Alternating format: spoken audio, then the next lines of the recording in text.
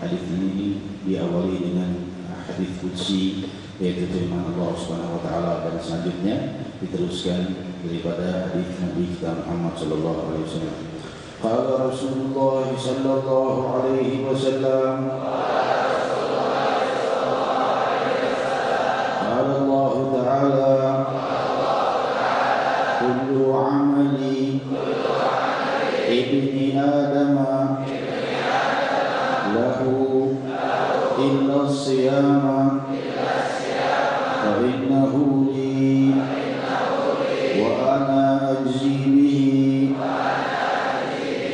wa siyam junnatun wa idha kana yawmu sawmi ahadikum fala yarfuth wala yaskhab فإن سابه أحد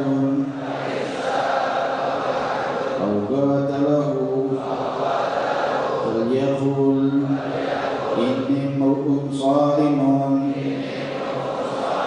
والذي نفس محمد بيده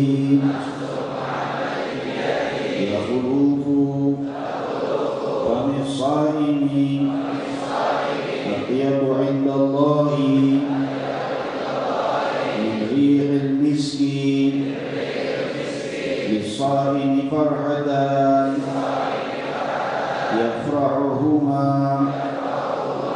إذا أفطر فرحا وإذا لقي ربه فرح بصومه.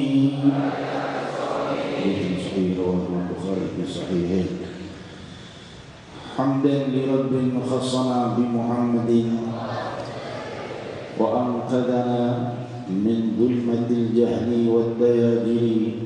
الحمد لله الذي هدانا بعبده المختار من دعانا إليه بالإذن وقد نادانا. لبيك يا من دلنا وحدانا. صلى الله وسلم وبارك عليه وعلى آله. الحمد لله الذي جمعنا في هذه الليلة. بارك الله لنا وإياكم في هذا الشهر العظيم. أمطرنا الله وإياكم أمطار الرحمة في هذا الشهر الكريم العظيم. جمعنا الله وإياكم بنبينا محمد صلى الله عليه وسلم صاحب الصيام صاحب القيام صاحب القرآن صاحب رمضان سيدنا محمد صلى الله عليه وسلم وبارك عليه. Limpahan puji kehadirat Allah Subhanahu wa Ta'ala yang maha luhur, yang maha membuka kelembutan dan kasih sayangnya di malam-malam terluhur dalam setiap tahunnya, di hari-hari mulia termulia dari hari lainnya, yaitu hari-hari agung di bulan Ramadan dan malam-malam luhur di bulan Ramadan yang padanya tersimpan rahasia kemuliaan Al-Quran, dan ialah pembuka segenap rahasia rahmat ilahi di awalnya, dengan pengampunan Allah Subhanahu wa Ta'ala berlimpah di pertengahannya, dan pembebasan dari api neraka di akhirnya. Hadirin hadirat yang dimuliakan Allah, sungguh berbahagia umat Nabi Muhammad sallallahu alaihi wasallam mendapat anugerah bulan luhur, bulan yang paling agung, bulan yang paling luhur dari semua bulan, yaitu bulan Ramadan al-Mukarram, bulan Ramadan yang sangat termuliakan. Pahala hamba-hamba ilahi, hamba-hamba Allah Subhanahu wa Ta'ala di siang dan malamnya. Dan sungguh sebagaimana telah disabdakan oleh Nabi kita Muhammad sallallahu alaihi wasallam bahwa Allah Subhanahu wa Ta'ala berfirman, menunjukkan hadis ini hadis qudsi, bahwa setiap amal keturunan Adam itu adalah bentuknya kecuali puasa. Sungguhnya puasa itu untukku, fa innahu li wa ana ajzi bihi. Allah Subhanahu wa Ta'ala berfirman, puasa untukku, aku yang langsung membalasnya. Al-Imam Ibnu Hajar al-Asqalani di dalam Fathul Bari mensyarahkan hadis ini. Makna kalimat ini adalah bahwa Allah Subhanahu wa Ta'ala memberikan ketegasan yang jelas bahwa puasa itu mempunyai kelebihan tersendiri dibanding ibadah lainnya. Dijelaskan oleh para imam-imam bahwa, berkata Imam Ibnu Hajar menukil sebagian ucapan Imam Qurtubi, menukil ucapan Imam Malik di dalam Al-Musnad Imam Malik, Al-Muwatta Imam Malik dan juga lainnya, bahwa makna daripada hadis ini adalah bahwa Allah SWT ingin memberitahukan kepada kita bahwa ibadah puasa itu mempunyai kelebihan yang lebih, sebagaimana Allah SWT melipat gandakan ibadah lainnya 10 hingga 700 kali lipat dan lebih. Namun khusus puasa Allah tidak memberikan pada malaikat untuk menilainya, tapi Allah Subhanahu wa Ta'ala langsung yang mengganjarnya tanpa perhitungan lagi, lebih dari 700 kali lipat tentunya. Demikian rahasia keluhuran puasa yang dimaksud. Tentunya berkata para imam itu bahwa tentunya semua pahala, semua amal ibadah untuk Allah, bukan untuk diri kita. Tapi kenapa di sini Allah berfirman semua amal itu untuk keturunan Adam? Nah, kecuali puasa, maksudnya adalah demikian, bahwa puasa mempunyai khususan tersendiri di sisi Allah dalam setiap yang mempunyai nilai lebih dari 700 kali lipat, sebagaimana ibadah lainnya mempunyai nilai maksimal adalah 700 kali lipat dan lebih dan lebih. Namun puasa melebihi itu karena Allah SWT langsung yang mengganjarnya. Pahala minimal adalah 10 kali lebih besar dari yang kita perbuat, 10 kali lipat dari perbuatan yang kita perbuat, itu minimalnya. Dan maksimalnya hingga 700 kali lebih besar, 700 kali lipat dari perbuatan kita itu setiap amal kita di bulan Ramadan siang dan malam selain puasa. Apakah itu berupa sholat, apakah itu berupa ibadah sunnah, baca Al-Quran atau lainnya, khatam di bulan Ramadan seakan 700 kali khatam dari bulan lainnya. Demikian pula orang yang melakukan salatul tarawih, inilah bulan Ramadan yang agung yang merupakan bulan 1000 sujud. Kenapa bulan 1000 sujud? Karena di bulan ini orang-orang muslimin Ahlus Sunnah wal Jamaah melakukan salat tarawih 20 rakaat lepas dari witirnya.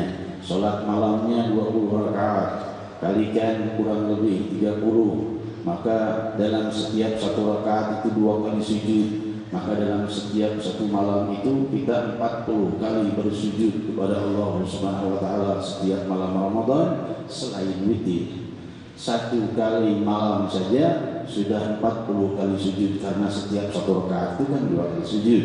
Berarti 20 rakaat selain witir tentunya adalah 40 kali bersujud. Kalikan 29 atau 30 sudah melebihi dari sekitar 1200 kali bersujud pada Allah Subhanahu wa taala, belum lagi witirnya. Demikian hadirin hadirat kalikan 700 kali lipat dan lebih, berarti sudah 1000 kali sujud lebih kalikan 700 kali lipat, 700.000 kali bersujud dalam satu bulan ini. Pahalanya sekali kita lewati bulan Ramadan, berapa kali Ramadan kita lewati, betapa maha dermawannya Allah Subhanahu wa taala. Lain lagi pahala agung di satu malam puncak, yaitu malam Lailatul Qadar, yang barang siapa yang beribadah di malam itu maka dikalikan lebih dari ibadah 1000 bulan. Hadirin hadirat yang dimuliakan Allah, dan ibadah di malam Lailatul Qadar itu tidak harus menanti waktu tertentu. Kalau yang menanti waktu tertentu itu saatul ijabah. Di hari Jumat juga ada saatul ijabah. Saatul ijabah, siapa yang berdoa di detik-detik itu tidak ditolak oleh Allah, langsung dikabul oleh Allah, itu ada di setiap hari Jumat. Demikian riwayat Sahih Bukhari dan juga ada di bulan Ramadan. Namun saatul ijabah, namun pahala dilipat gandakan 10 hingga 1000 bulan itu adalah dimulai terbenamnya matahari di malam Lailatul Qadar hingga terbitnya. Nanti kita akan sampai ke hadisnya, akan kita syarahkan. Jadi hadirat selanjutnya Allah Subhanahu wa taala dan juga para imam menjelaskan bahwa makna ucapan wa zibi, bahwa aku yang langsung membalasnya, karena puasa itu adalah amal yang paling sulit padanya riya, karena tidak ketahuan. Kalau sholat kan ketahuan, bisa lihat, bisa ingin dilihat orang beramal-amal lainnya. Tapi kalau puasa nggak kelihatan, kecuali bulan Ramadan tentunya. Hadirin hadirat, puasa sunnah di lain bulan Ramadan tidak kelihatan kalau orang itu yang ngaku saya puasa. Kalau dia tidak bicara begitu maka tidak ketahuan.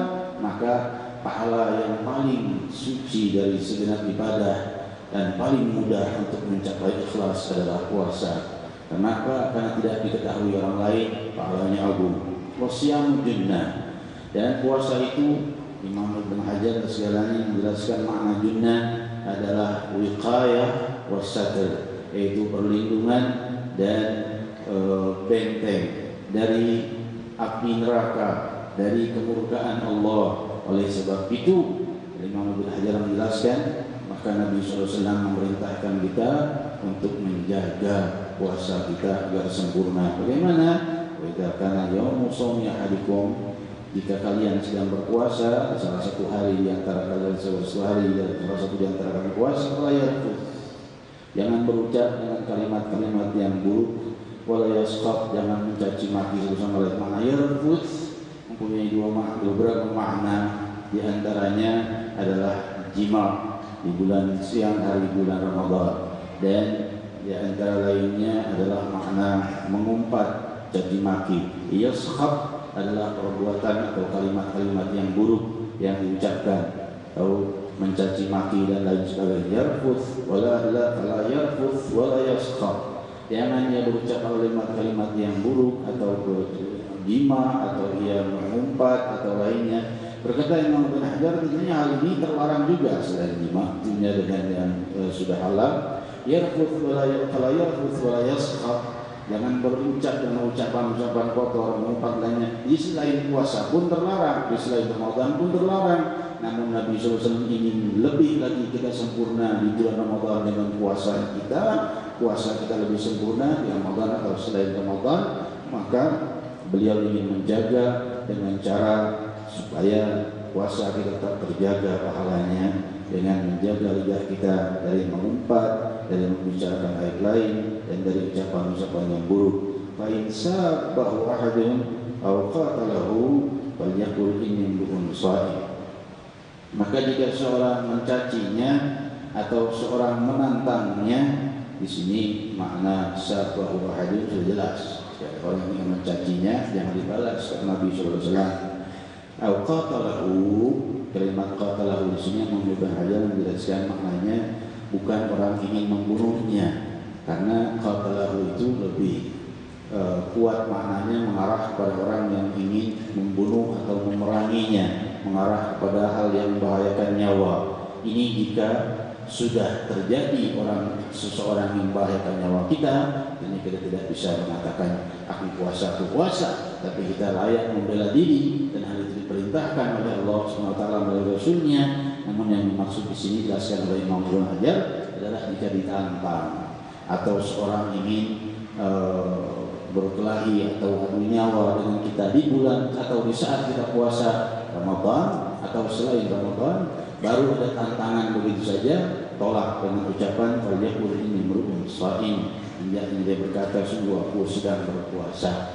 Apakah itu Ramadan atau bulan Ramadan?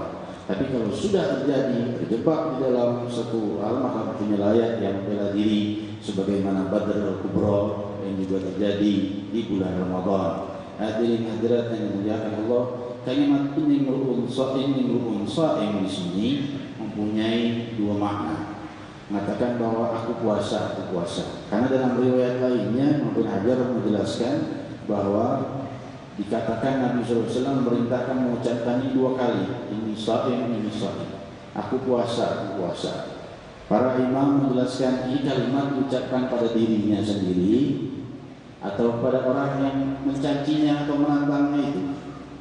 Karena kalimat ini adalah kalimat yang dua-duanya layak dia ucapkan pada dirinya sendiri untuk menahan amarahnya, dan layak dia ucapkan pada orang yang mencacinya atau menantangnya bahwa dia tidak bisa melayaninya karena dia sedang berpuasa. Maka yang mana yang benar? Maka Imam Ibnu Hajar menjelaskan justru kalimat ini mencakup kedua-duanya. Terbukti dalam riwayat lain bersabda ini sha'im. Ini lebih sempurna secara jumhur ulama, pendapat sebagian besar ulama bahwa kalimat yang pertama aku puasa adalah yang katakan pada dirinya. Kalimat yang kedua ia mengucapkan pada yang mengusiknya atau mengganggunya. Hadirin hadirat, jika diucapkan sekali aku ingatkan kedua-duanya. Walladzi nafsu Muhammadin biyadihi, ini adalah sumpahnya Rasul sallallahu alaihi wasallam, yaitu demi diri Muhammad sallallahu alaihi wasallam yang berada dalam genggamannya, maksudnya demi Allah Subhanahu wa taala, mudahnya la khuluf wa misa'in, sungguh aroma yang tidak sedap di bibir setiap orang yang berpuasa itu lebih wangi di sisi Allah dari wanginya misik yang paling wangi. Maksudnya apa? Karena Allah menyukai aroma yang tidak baik, bukan itu. Aroma yang tidak sedap disukai oleh Allah, bukan itu. Namun Allah Maha mengetahui orang ini bersabar, bertabah, menahan dirinya walaupun dia merasa jengah, merasa tidak enak dengan tidak sedap aroma dari mulutnya, dia ingin minum dan juga menahannya karena ingin mencapai keridhaan Allah dan kesempurnaan puasanya. Maka hal itu di sisi Allah Subhanahu wa taala lebih wangi dari wangi musik. Imam Ibnu Hajar rasanya menjelaskan dalam pendapat lainnya bahwa maknanya kelak di hari kiamat ia akan mendapatkan bau yang sangat wangi dari mulutnya orang yang banyak berpuasa, sebagaimana para syuhada dari luka-lukanya akan mengeluarkan wangian yang sangat wangi kelak dari kiamat. Jadi hadirat yang dimuliakan Allah, bisa'in farhatan, Rasul bersabda, bagi orang yang puasa itu ada dua kegembiraan. Yafrahuhuma idza afṭara fariha wa idza rabbahu fariha bisawmihi. Sungguh bagi orang yang puasa itu dua kegembiraan, yaitu kegembiraan saat dia buka puasa. Ini dua makna kata Imam Ibnu Hajar. Yang pertama, bagi orang kelompok yang pertama, orang-orang yang awam, orang umum seperti kita semua, dan ada orang-orang yang khusus. Semoga Allah mengangkat kita ke derajat puasa yang khusus. Orang-orang yang puasanya awam seperti kita, dan semoga kita juga diberi kesempatan untuk mencapai puasa yang khusus. Dijelaskan dulu, puasa yang awam dia gembira dengan waktu buka puasa. Kenapa? Karena sudah boleh makan dan minum. Tapi bagi orang-orang yang khusus, ia gembira. Kenapa? Karena tidak batal puasanya. Selesai puasanya dengan sempurna, maka ia gembira karena ia sudah menyimpan kesabaran dari mulai paginya hingga terbenamnya matahari, selesai puasanya satu hari, maka ia gembira. Jadi hadirat, dan yang kegembiraan yang kedua adalah saat ia berjumpa dengan Allah Subhanahu wa taala, ia gembira dengan puasanya. Maka beruntung orang-orang yang berpuasa itu, dia akan bergembira di saat berjumpa dengan Allah Subhanahu wa taala. Hadirat yang dimuliakan Allah, demikian rahasia keluhuran yang kita dengar dari hadis yang agung ini, dari sabda Nabi kita Muhammad SAW. Dan kita perlu mengetahui bahwa bulan Ramadan adalah bulan Al-Quran. Oleh sebab itu, di sini kata Al-Fatur Rasul akhir nomor 69. Ya, alhamdulillah khatam ini sudah beberapa kalinya, mungkin kelima kalinya atau enam atau lebih. Ya, mana nih alaqah-alaqah yang lainnya? Saudara-saudariku yang memuliakan, rahasia kemuliaan Al-Quran terbit di 17 Ramadan, malam 17 Ramadan saat nuzul Al-Quran. Diriwayatkan dalam Sahih Bukhari, Rasul sallallahu alaihi wasallam bersabda bahwa setiap turunnya ayat itu berbagai cara, terkadang dengan suara yang bergemerincing, kata Rasul sallallahu alaihi wasallam, itu sangat berat bagiku, kata Rasul sallallahu alaihi wasallam. Dan terkadang dengan datangnya malaikat yang membawakannya, dan hal itu adalah hal yang senang kuterima. Tapi hal yang turunnya ayat berupa suara yang bergemerincing di telinga, maka itu sangat berat bagiku.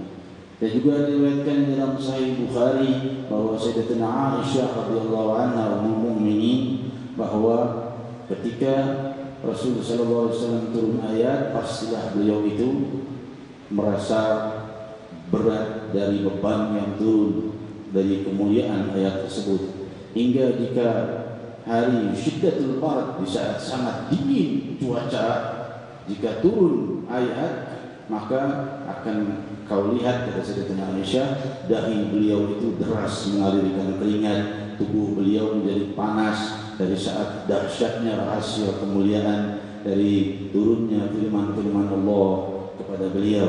Dalam riwayat Sahih Muslim berkata Sayyidina Abu Hurairah radhiyallahu anhu arda, tiada satupun dari kami berani mengangkat kepala saat turunnya ayat untuk memandang wajah beliau, karena saat itu berpijar wajahnya dengan cahaya Rabbani yang membuat seluruh mata tertunduk dari rahasia kewibawaan Allah Subhanahu wa taala yang terbit di saat beliau mengucapkan lafaz-lafaz firman Allah yang baru saja turun. Demikian diriwayatkan di dalam Sahih Bukhari bahwa awal-awal tanda turunnya ayat, sebelum turunnya ayat itu, datangnya mimpi yang berkelanjutan, bahwa beliau selalu mimpi melihat cahaya subuh, cahaya terbitnya fajar. Ya, di saat itu berkata Imam Ibnu Hajar, yang dimaksud adalah cahaya yang terbit, yaitu seakan-akan matahari yang akan terbit. Terus beliau melihat mimpi itu berkesinambungan. Lalu beliau lebih mulai menyukai menyendiri. Itu di usianya 39 tahun. Lebih menyukai menyendiri daripada bersama orang. Beliau terus berkhalwat dan semakin sering di Gua Hira.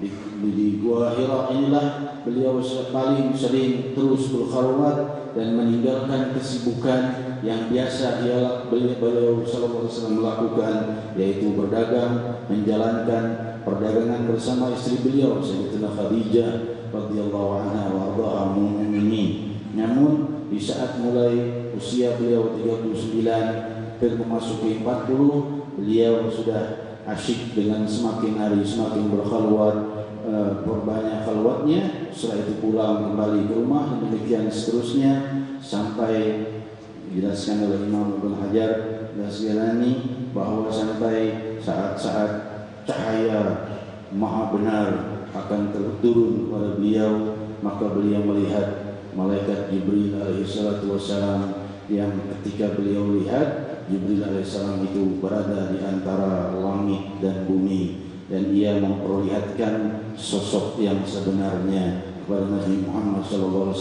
bukan berwujud manusia tapi berwujud malaikat yang merupakan sosok yang sebenarnya. Seraya berkata, "Ya Muhammad Jibril, ya Muhammad Jibril, wahai Muhammad, ini aku Jibril, wahai Muhammad, ini aku Jibril." Maka Rasulullah SAW menghindar jika beliau masuk ke orang-orang banyak, maka tidak terlihat. Jika beliau sudah berada dalam sendirian, terlihat lagi, dan Jibril mengulanginya dan terus mengikuti beliau di antara langit dan bumi dengan ucapan wahai Muhammad Jibril, wahai Muhammad. Maksudnya waktunya wahai Muhammad akan turun ayat, sampai beliau menghindarkan diri di Gua Hira. Di saat itu turun malaikat Jibril alaihissalatu wassalam di Gua Hira. Lantas beliau dijelaskan oleh malaikat Jibril, "Iqra." Maka beliau bersabda sebagaimana riwayat Sahih Bukhari, "Ma ana biqari." Aku tidak membaca dan menulis, atau apa yang harus dibaca dikatakan suruh membaca. Apa yang harus dibaca? Maka malaikat Jibril pun memeluknya. Berkata Rasulullah SAW bersabda, "Seakan hampir saja aku tidak bisa bernafas dari kerasnya pelukan itu." Sebagian para ulama menjelaskan bahwa Rasulullah SAW dipeluk sedemikian kerasnya adalah dari gembiranya Jibril alaihissalatu wassalam menahan kerinduan dari ratusan ribu tahun sejak diciptanya Jibril alaihissalam. Telah diberitahu akan datang waktunya dia diutus kepada Nabi akhir zaman, semulia-mulia makhluk yang dicipta Allah, Sayyidina Muhammad SAW. Jibril tidak mampu menahan rindunya dan memeluk Nabi SAW dengan keras, dan beliau melepaskannya dan berkata lagi, "Iqra," bacalah. Maka Rasul berkata, "Ma ana biqari," apa yang harus kubaca atau aku tidak membaca. Maka Jibril memeluknya lagi. Jelaskan oleh sebagian ulama, pelukan yang kedua adalah gembiranya Jibril mendengar suara indahnya suara Nabi Muhammad SAW. Sebagaimana riwayat Sahih Bukhari, salah seorang sahabat bersabda, "Tidak pernah mendengar suara yang lebih indah dari suara Nabi Muhammad SAW." Lalu yang ketiga, Jibril memeluknya lagi dan berkata, "Iqra bismi rabbikal ladzi khalaq." Bacalah, bukan dengan keahlian tapi dengan nama Tuhanmu yang maha luhur. Alladzi khalaqal insana min 'alaq. Iqra wa rabbukal akram. Bacalah demi manusia, Tuhannya manusia yang menciptakan manusia dari segumpal darah, segumpal daging, dan bacalah, Tuhanmu lah yang memiliki segala keluhuran. Hadirin hadirat yang dimuliakan Allah, 5 ayat pertama surat ini turun adalah ayat yang pertama turun, dan setelah itu Rasul sallallahu alaihi wasallam ditinggal oleh Jibril alaihi wassalam, dan saat itu Rasulullah SAW pun turun dari Gua Hira masuk kepada istrinya dengan gemetar dari rahasia kewibawaan firman Allah SWT yang baru saja turun pertama kali kepada beliau, tepatnya di malam 17 Ramadan 13 tahun sebelum hijrahnya Nabi Sallallahu Alaihi Wasallam. Hadirin hadirat, malam itulah beliau Sallallahu Alaihi Wasallam menerima wahyu yang pertama, dan beliau berkata kepada istrinya, "Zamiluni, zamiluni, tutupi aku, selimuti aku dari gemetarnya tubuh beliau pertama kali menerima wahyu Allah Subhanahu wa taala. Maka tidak lama berkatalah Sayyidatuna Khadijah radhiyallahu anha warḍaha, istri beliau, ayo kita pergi ke sepupuku Waraqah bin Naufal, salah seorang daripada rahib pendeta di saat itu yang masih berpegang pada agama Nasrani, untuk menanyakan apa sih sebenarnya yang terjadi pada dirinya. Maka Rasulullah SAW dibawa, berkatalah Waraqah bin Naufal, sungguh itu jika benar adalah an-namus, yaitu malaikat Jibril alaihissalatu wassalam yang turun kepadamu, karena aku tahu akan bangkit pada zaman ini Nabi akhir zaman, yaitu Nabi kita Muhammad sallallahu alaihi wasallam. Ia mengakui dan berkatalah Waraqah bin Naufal, sungguh alangkah bahagianya karena dia sudah sangat lanjut usia, buta dan sudah sangat tua. Dan saya berkata, alangkah bahagia jika aku berkesempatan terus bisa mendampingimu saat kebangkitan risalah ini berpijar pada umat ini. Maka aku akan menjadi penolongmu saat engkau banyak dikejar-kejar dan diusir dari kampung halamanmu. Maka Rasulullah SAW bersabda, aku akan terusir, karena beliau SAW ingin mentakkid bahwa apakah itu akan terjadi. Maka berkatalah Waraqah bin Naufal, tiadalah orang yang mendapat hal seperti ini, yaitu turunnya ayat dari para nabi dan rasul, kecuali akan terusir dari kaumnya dan banyak dimusuhi. Dan saat itu betapa beruntungnya jika aku bersamamu, aku akan menjadi penolongmu, kata Waraqah bin Naufal. Dan tidak lama ia pun wafat. Namun sebagian orang mengatakan dia adalah orang yang pertama kali beriman. Karena apa? Karena mengakui kenabian Sayyidina Muhammad sallallahu alaihi wasallam paling dulu sebelum yang lain mengetahuinya. Hadirin hadirat yang dimuliakan Allah, namun sebagian ulama belum membenarkannya karena beliau belum mengucap kalimat syahadah di hadapan Nabi sallallahu alaihi wasallam. Hadirin hadirat yang dimuliakan Allah, lalu di saat itu terputuslah firman Allah Subhanahu wa taala tidak lagi turun sampai waktu yang dikehendaki Allah. Terlihat lagi malaikat Jibril alaihissalam dengan wujud yang aslinya lagi yang kedua kali, yaitu di saat itu muncul lagi beliau, riwayat Sahih Bukhari, terlihat duduk di kursi antara langit dan bumi, dan Jibril alaihissalam terus mendekati Nabi sallallahu alaihi wasallam. Lalu Nabi sallallahu alaihi wasallam masuk ke rumahnya dan berkata kepada istrinya Sayyidatuna Khadijah, Zamiluni, tutupi aku, selubungi aku. Maka turunlah firman Allah, ya ayyuhal muddatsir qum fa'anzir wa rabbaka fakabbir wa li rabbika fasbir. Hadirin hadirat yang dimuliakan Allah, firman Allah Subhanahu wa taala turun 5 ayat yang pertama dari surat Al-Muddatsir, warujza fahjur wala tastakthir ila akhir. Tapi yang turun pertama, yang kedua daripada yang turun adalah surat ini Al-Muddatsir ayat 1 sampai ayat 5. Hadirin hadirat yang dimuliakan Allah, di saat itu Rasul sallallahu alaihi wasallam baru sempurna berusia 40 tahun. Jelaskan oleh Imam Ibnu Hajar, usia beliau 39 tahun di saat turunnya ayat pertama itu, yaitu di malam nuzul Quran, dan turun ayat yang kedua di saat bulan Rabiul Awal, saat sempurnanya usia beliau 40 tahun, baru turun surat Al-Muddatsir yang pertama ayat 1 hingga ayat yang kelima. Hadirin hadirat yang dimuliakan Allah, demikian rahasia kebangkitan risalah dari Sayyidina Muhammad sallallahu alaihi wasallam diawali dengan kelahiran beliau sallallahu alaihi wasallam, lalu terbitnya cahaya risalah pada usia beliau di akhir usia yang ke-39, dan semulai terus turun ayat pada usia beliau yang ke-40, dan terus beliau berjuang selama 13 tahun di Makkah, lalu hijrah ke Madinatul Munawwarah dalam riwayat 10 tahun, dan setelah itu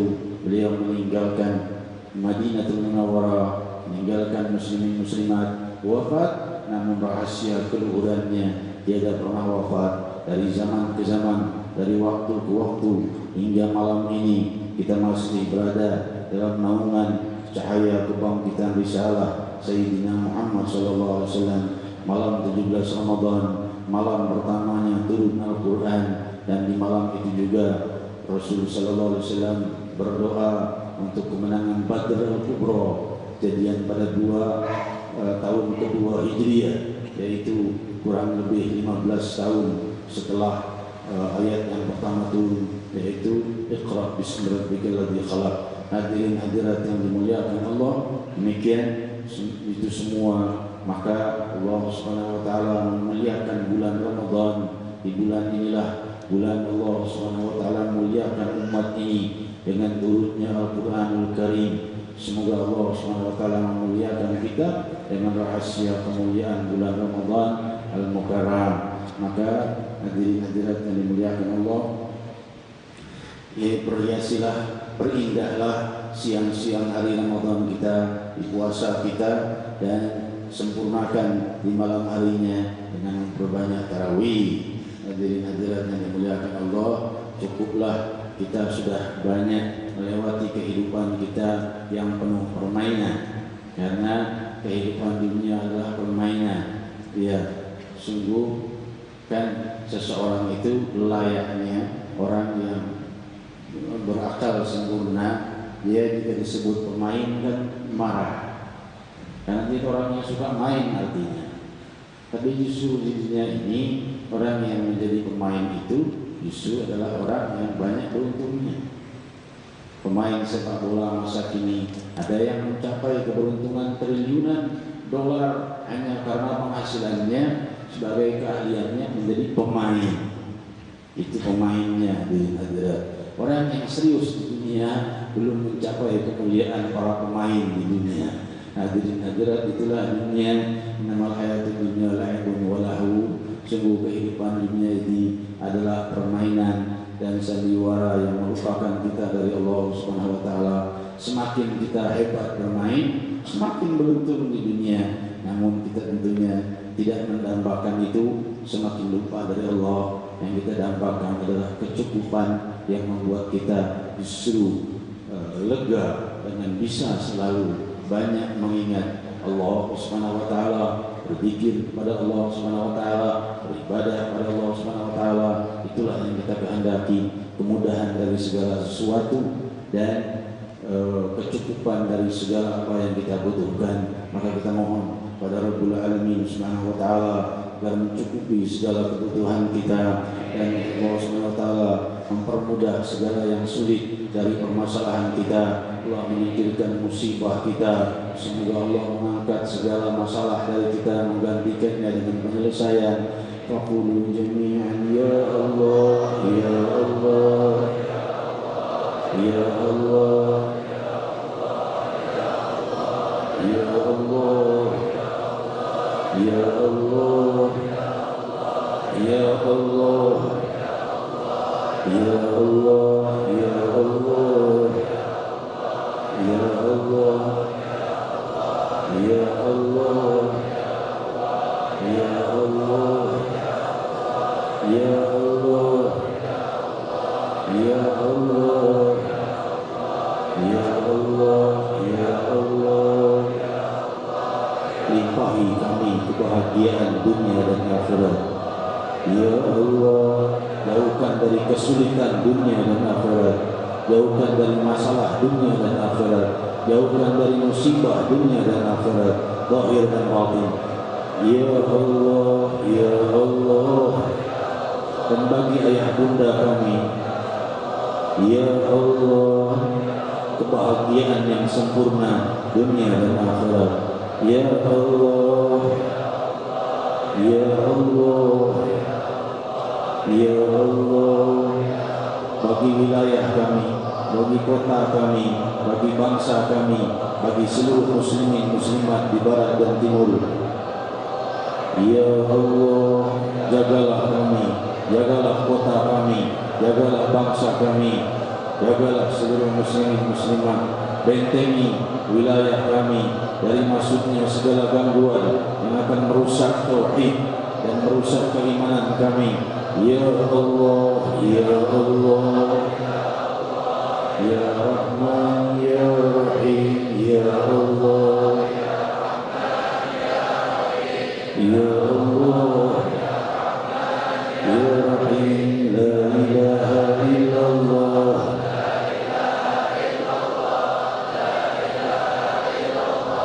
La ilaha illallah,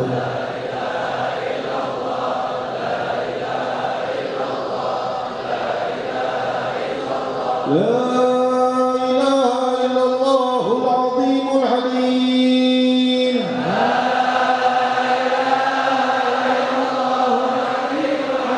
La ilaha illallah Rabbul arsyil azim.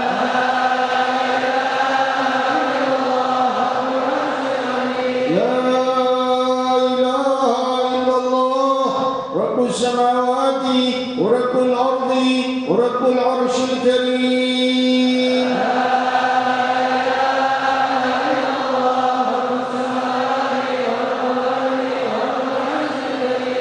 Rasulullah SAW kalimatul haq alaihi nahya alaihi mutulan al-'adz insyaallah ta'ala ini. Hadirin hadirat yang dimuliakan Allah, kita bergembira dan terus berdoa untuk terlaksananya acara kita insyaallah malam 17 Ramadan Qaul Ahlul Badr dan doa di malam Nuzulul Quran. Semoga acara ini sukses dan diberi keberkahan oleh Allah SWT bagi kita dan juga bagi kota kita dan bagi bangsa kita dan seluruh muslimin muslimat di barat dan timur. Amin. Apa telah kita sampaikan kepada guru mulia kita untuk meminta beliau menyampaikan sambutan dan beliau telah bersedia alhamdulillah memberikan sambutan untuk acara kita di malam zikir malam Nuzulul Quran dan Qaul Ahlul Badr.